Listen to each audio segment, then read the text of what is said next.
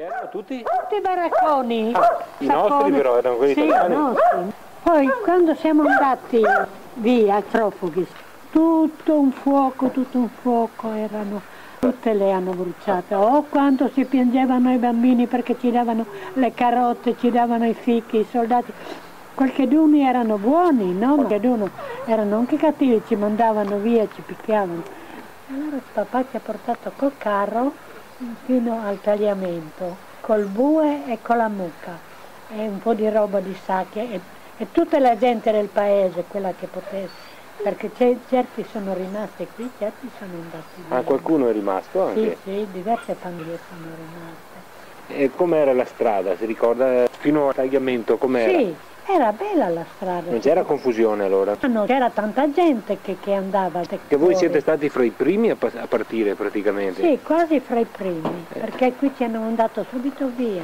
Chi è venuto a mandarvi via? Nessuno, uno del comune è venuto e ha detto che dovete andare fuori perché è pericoloso, è molto sul confine. Qui siamo pochi chilometri dal confine. Era mattina, pomeriggio che siete partiti? Cos'era? Mattina.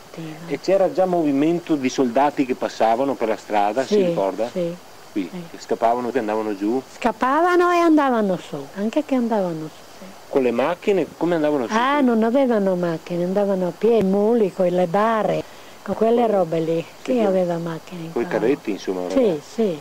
C'era un movimento quindi di soldati, ma di gente civili, voi eravate i primi a muovervi, a andare via? Sì, i primi, sì, perché si era proprio sul confine, no?